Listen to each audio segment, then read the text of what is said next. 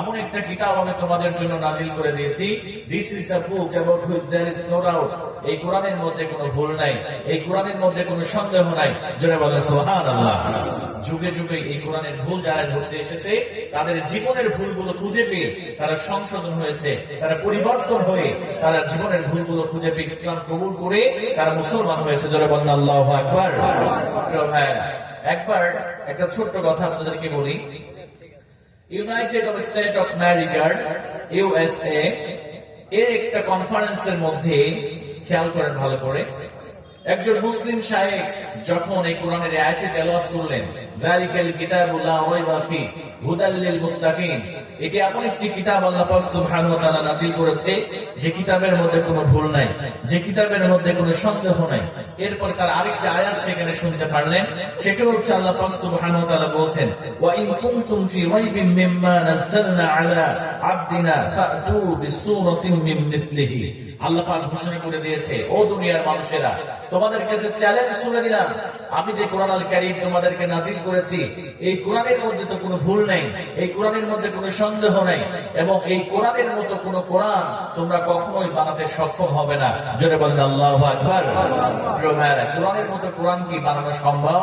কিয়ামত পর্যন্ত সবাই মিলে চেষ্টা করলে, নাসার বিজ্ঞানীরাও যদি চেষ্টা করে, তাহলে কোরআনের মতো কোরআন বানানো কি সম্ভব হবে? সম্ভব হবে না। কিন্তু দেখেন, এবার যারা নাসার বিজ্ঞানী, ইউনাইটেড স্টেট অফ আমেরিকার USA আমেরিকার একজন বিজ্ঞানী, তারা একটা কম্পিউটার আবিষ্কার করলো, নাম হচ্ছে Cray-1 super computer. Cray-1 super computer, এত পাওয়ারফুল কম্পিউটার তারা আবিষ্কার করলো। আবিষ্কার করার পরে তারা চিন্তা করলেন যে তাহলে আমরা এই কোরআনের মধ্যে যেহেতু ভুল নাই এবং এই কোরআনের মতো কোরআনও বানানো সম্ভব নয়, কিন্তু আমরা গোটা পৃথিবীকে তাক লাগিয়ে দিব, এই কোরআনের মতো একটা কোরআন আমরা বানিয়ে ছাড়বো। জোরে বলেন নাউযুবিল্লাহ। বলা হয়ে থাকে, computer is the most wonderful invention of modern science. বর্তমান জ্ঞান বিজ্ঞানের যুগে কম্পিউটার হচ্ছে একটি আধুনিক যন্ত্র, এটা হচ্ছে সব থেকে চমৎকার আবিষ্কার, হচ্ছে তার নাম কম্পিউটার।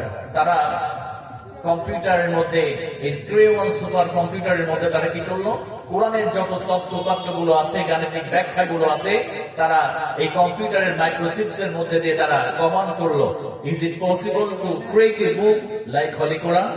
এই কোরআনের মতো কোরআন কি বানানো কখনো সম্ভব হবে? এবার কম্পিউটার থেকে রিপ্লাই আসলো, it's possible to create a book like holy Quran. হ্যাঁ, এই কোরআনের মতো কোরআন বানানো সম্ভব হবে। কোরআনের মতো কোরআন বানানো কি হবে? সম্ভব হবে। তারা তো অনেক আশ্চর্য হয়ে গেলেন, তারা তো খুশিতে অনেক উৎফুল্ল হয়ে গেলেন যে আল্লাহ পাক বলেছে যে কোরআনের মতো কোরআনকে বানানো সম্ভব নয়, কিন্তু আমরা এই কোরআনের মতো কোরআন বানাতে সক্ষম হব। প্রিয় ভাই, আপনারা কি বলেন, সক্ষম হবে? না, কখনো হবে না। একটু কথা বলবেন না, এটা প্রবলেম হবে তো। তাহলে এবার যখন তারা মহা খুশি হয়ে গেল, কিন্তু এরপরে কোরআনের মধ্যে যখন তত্ত্বগুলো দিয়ে দেওয়া হলো, তখন কম্পিউটার থেকে লাস্ট যে মেসেজটা দিয়েছে যে it's quite impossible to create a book like holy Quran. তোমরা কখনোই, সর্বশেষ একটা মেসেজ আসলো যে তোমরা কিয়ামত চলে যাবে, হাজার হাজার জেনারেশন চলে যাবে, কিয়ামত সংগৃহীত হয়ে যাবে, তবুও এই কোরআনের মতো কোরআন বানানো সম্ভব হবে না। যারা বলেন আল্লাহু আকবার।